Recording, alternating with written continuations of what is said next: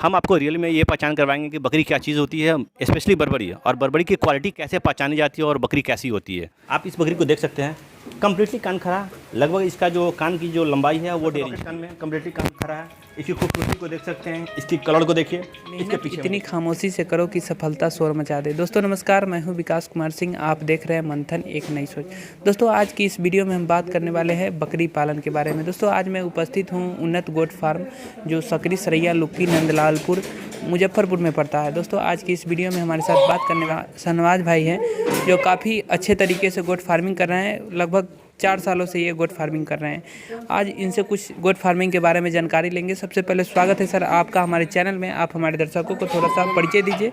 वैसे तो लोग आपको जानते ही हैं, लेकिन जो नहीं जानते हैं उनको आप एक परिचय छोटा सा दीजिए सर।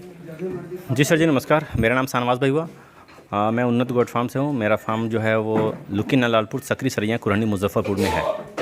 सर बहुत सारे किसान नए किसान हैं जो गोट फार्मिंग में फेल हो रहे हैं, तो क्या सफलता का क्या राज है, क्यों लोग फेल हो रहे हैं और सफल होने का क्या तरीका है, ये बताइए थोड़ा सा। और सर जी देखिए, सबसे बड़ा इशू क्या है कि हमारे माल की जो खरीदारी होती है उसके ऊपर डिपेंड करता है कि हमारा फार्म कितना लंबा चलेगा। आजकल लोग क्या होता है कि सस्ते में जाते हैं। सस्ता का सामान सस्ते की तरह होगा, महंगा सामान जाहिर सी बात है कि जो बेहतरीन होगा वही महंगा होगा। अब जो लोग सस्ता देखते हैं तो उनका फार्म तो जाहिर सी बात है महीने 2 महीने में चलेगा। लोग 250-300 रुपये केजी खोजते हैं, तो वैसी कंडीशन में कैसा माल मिलेगा। तो जैसा पैसा होगा सर जी सामान भी वैसा मिलेगा। जैसा पैसा होगा उसी के अनुसार से सामान मिलेगा। क्या क्वालिटी मेंटेन करते हैं आप जो इतना महंगा आपका रेट रहता है सर, ये बताइए थोड़ा। और सर जी देखिए, हमारे यहाँ तो हर रेट की मिल जाती है, सस्ताई मिल जाती है, और अच्छी लेंगे तो जाहिर सी बात है महंगी पड़ेगी। आप हमारे यहाँ देखते होंगे कि हमारे यहाँ माल की संख्या तो बहुत ज़्यादा है, हमारे यहाँ बकरी भी बहुत ज़्यादा होता है। अब रही बात महंगा और सस्ता का, तो सस्ता में हमारे यहाँ मिनिमम 400 रुपये मिल जाता है। मैक्सिमम जाएंगे तो सर जी 500-600 वाली भी बकरी हमारे यहाँ अवेलेबल होती है सर जी।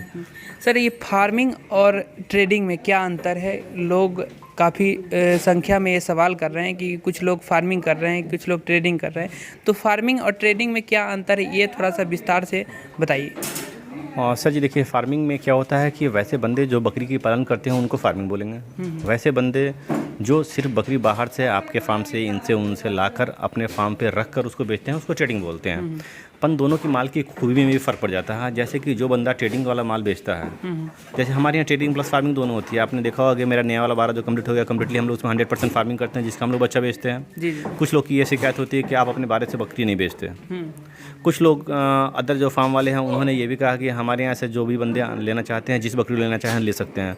सर रियलिटी ये है कि जो बंदा फार्मिंग करेगा ना, जो बकरी अपनी संजो कर पोस कर पाल कर बड़ा किया, बच्चा देने का वक्त आया, उस कंडीशन में उसको बेचकर हमें क्या मिलेगा? 1000, 2000, 3000। लेकिन अगर उसका हम लोग बच्चा बेचते हैं तो 1 साल में मिनिमम उसका बच्चा 20 से 25 हज़ार तक का उसका बच्चा बिकता है सर जी। तो हम उसे बार बार क्यों ना दूँ जो हम एक बार 2000 के लिए उसको हम बेचें। सबसे बड़ा इशू ये होता है सर। इसीलिए यही फार्मिंग और ट्रेडिंग में अंतर होता है सर। जो रियल में फार्मिंग करने वाला बंदा जो होगा वो अपनी बकरी को कभी नहीं बेचेगा। जो भी हैं वो फ्रॉड झूठे हैं, झूठ बोलते हैं सर। हकीकत ये है कि जो पालन वाली बकरी होता है कोई बंदा नहीं बेचेगा सर जी। हाँ, उनके पास एक्सेप्शनल अगर से बहुत ज़्यादा है, किसी को अगर 1-8 पीस की ज़रूरत है तो वो दे दिया, वो अलग की बात है।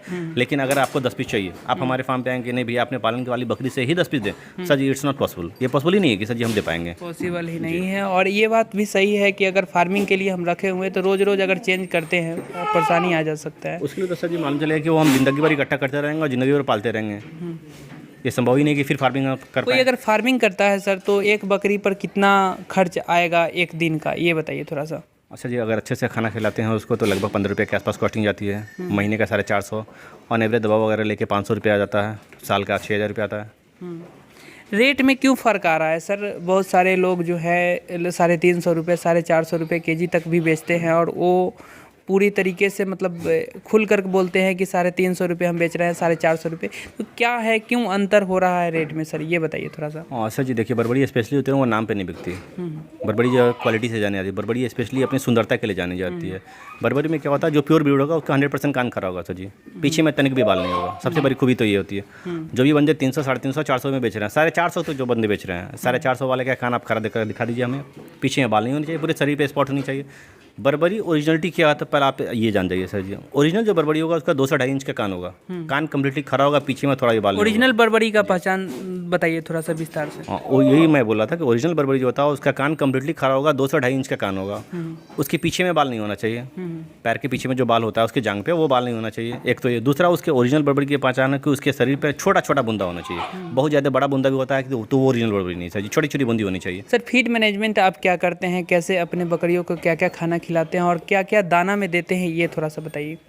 सर जी हम लोग अपने बकरियों का गेहूँ का भूसा, चोकर, चने का छिलका, थोड़ा सा जौ, इतना चीज़ देते हैं उसमें।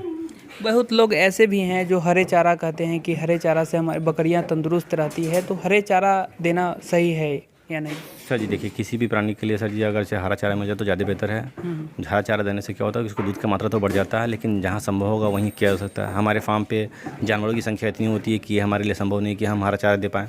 और रही बात, कुछ लोग का ये कमेंट होता है कि हाँ हरा भूसा, चोकर और चने का छिलका खाने से बकरी मोटी नहीं होती है। तो साथ मैं वैसे बंदे को बता देना चाहता हूँ कि वो लोग जिनको ऐसी शिकायत दिखती है वो एक बार मेरे फार्म पर ज़रूर विजिट करें। मेरे फार्म पर विजिट करें, मेरा अपना जो पलाई वाला फार्म है, पिछले लास्ट वीडियो में आपने देखा भी होगा, मेरी अपनी पलाई वाली फार्म में एक से एक बेहतरीन किस्म की बर्बरी है जो 30 केजी से लेकर 50 केजी तक, आज तक उन्हें एक पत्ता नसीब नहीं हुआ, सिर्फ भूसा, चोकर और चने खा कर ही रहती है वो। आकर वो देख सकते हैं कि हाँ हमारे यहाँ किस हिसाब से बकरी पलती है। सर आप यहाँ पे बर्बरी काफ़ी संख्या पाल रहे हैं, लोग आप ही से क्यों लेंगे?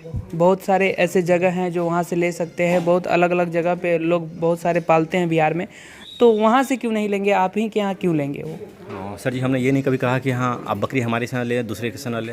हमने कभी भी नए किसान को ये कहा है कि सर जी बकरी आप वहाँ से ले जहाँ पलाई होती होगी, वहाँ भी ट्रेडिंग वाला माल मिलेगा, हमारे यहाँ भी ट्रेडिंग वाला माल मिलेगा, लेकिन फ़र्क क्या है, जहाँ पलाई होगी वहाँ पर जो दूसरी बकरी आती है वो बिना वैक्सीन का बकरी उन्होंने नहीं बेचते।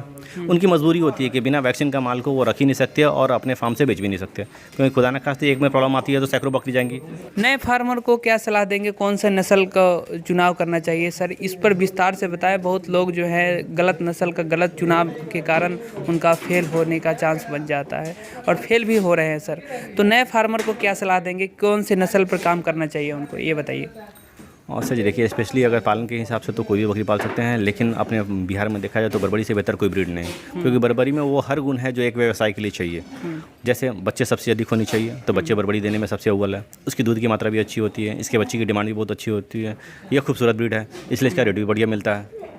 जो लोग अगर चाहेंगे कि हम 5-10 बकरियां ले जा करके शुरुआत करना चाहेंगे, अपने फार्म का शुरुआत करना चाहेंगे, तो क्या उनको आप दे सकते हैं, पॉसिबल है ऐसा? क्या आप बर्बरी इसमें जो सेल कर रहे हैं उनको दे सकते हैं सर? हाँ जी मिल जाएगी, जिन भाई को बर्बरी की बकरी चाहिए, जितनी भी चाहिए उतनी हमारे यहाँ मिल जाएगी। 250-300 तो हमारे यहाँ कभी भी अवेलेबल होता है सर।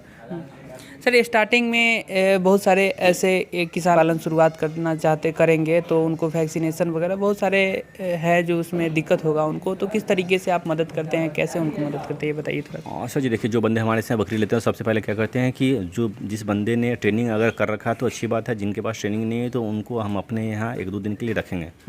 एक दिन मिनिमम तो 1 दिन तो रखते ही हैं। 1 दिन रखने के बाद उनके पूरे दिन अपने यहाँ के टोटली शेड्यूल उनको हम दिखाते हैं, किस हिसाब से हम बकरी को खिलाते हैं, पिलाते हैं, कौन सी बीमारी में कौन सा दवा का इस्तेमाल करते हैं, कैसे इलाज करते हैं, वो टोटली उनको जानकारी देंगे। उसके बाद हम कहेंगे ठीक है भैया आप अपने घर जा सकते हैं। गोट फार्मिंग में ट्रेनिंग लेना जरूरी है क्या? और रियलिटी देखा जाए सर जी, गोट फार्मिंग में ट्रेनिंग तो ज़रूरी है सर। हाँ जी, ट्रेनिंग में जाहिर सी बात है बहुत सारी नॉलेज मिलती है। हमारे प्यारे सब्सक्राइबर एक हैं जो लगभग यहाँ से 300 किलोमीटर या 400 किलोमीटर यहाँ से कह सकते हैं कि नेपाल हो, लिख रहे हैं कि हमको बकरी आपके यहाँ से लेना है या फिर मुजफ्फरपुर से लेना है, तो उनको ऐसा पॉसिबल है क्या, वहाँ पे ले जा करके दे सकते हैं या फिर यहाँ से वो कैसे ले जा करके अपना फार्मिंग कर सकते हैं, बताइए। सर जी देखिए, वैसे बंदे के लिए मतलब हम नेपाल में तो माल को डिलीवर नहीं कर सकते हैं। अगर वो कहेंगे तो नेपाल का बॉर्डर जहाँ पे मतलब इंडिया का बॉर्डर जहाँ पे होगा, इंडिया के बॉर्डर तक हमारी गाड़ी जाकर छोड़ देगी, आगे ले जाने की जवाबदेही उनकी बनती है सर। मतलब इंडिया के बॉर्डर तक वो पहुँचा दीजिएगा आप यहाँ से? इंडिया के बॉर्डर तक पहुँचा देंगे। तो बहुत लोग ऐसे भी हैं जो सोचते हैं कि अगर हम प्रेग्नेंट बकरियां से शुरुआत करते हैं तो हमारा लॉस होने का चांस कम बन जाता है, तो क्या ये सही है या गलत है? और सर देखिए, बात तो सही है कि हाँ अगर प्रेग्नेंट बकरी लेते हैं तो उनके अगर बकरी 1 महीने की प्रेग्नेंट है तो 4 महीने बच्चे देगी। बकरी अगर 3 महीने की बच्चे है तो उनके घर पर जाकर 2 महीने में बच्चे देगी। जैसे ही उसका बेनिफिट जो आता है सर जी, उसका बच्चा उनके घर, किसान भाई के घर जितना जल्दी आ जाए उसका बेनिफिट उतना जल्दी दिखेगा। इसलिए बेहतर होगा कि हाँ गाभिन बकरी से करें, वो ज़्यादा बेहतर है। प्रेग्नेंट बकरियां ले जा करके जो लोग शुरुआत करना चाहेंगे, क्या आप उनको मुहैया करा सकते हैं? हाँ जी, जिन भाई को प्रेग्नेंट बकरी चाहिए वो मिल जाएगी हमारे यहाँ से। आपके यहाँ जो बकरियां रहती है सर, वो वैक्सीनेटेड रहती है या फिर किस तरीके से, क्या वैक्सीनेशन का प्रोसेस है, ये थोड़ा सा बताइए। जो भी किसान भाई देख रहे हैं सामने से, अगर वो अपने यहाँ चाहेंगे कि वैक्सीन करना चाहेंगे तो किस तरीके से करेंगे, क्या प्रोसेस है इसका, थोड़ा सा बताइए। सर इसमें बहुत ज़्यादा वैक्सीन की ज़रूरत नहीं पड़ती है, मात्र 3 वैक्सीन आप करें फिलहाल। जैसे PPR हो गया, FMD हो गया और ET हो गया। PPR जो होता है वो उसकी स्किन में लगता है। जब भी ट्रांसपोर्टेशन बकरी की होती है, ट्रांसपोर्ट करके आप अपनी बकरी को दूर से लाते हैं तो उसको PPR की वैक्सीन नेसेसरी होती है। PPR उसके पर बकरी को 1 ml पड़ता है उसके स्किन में सर।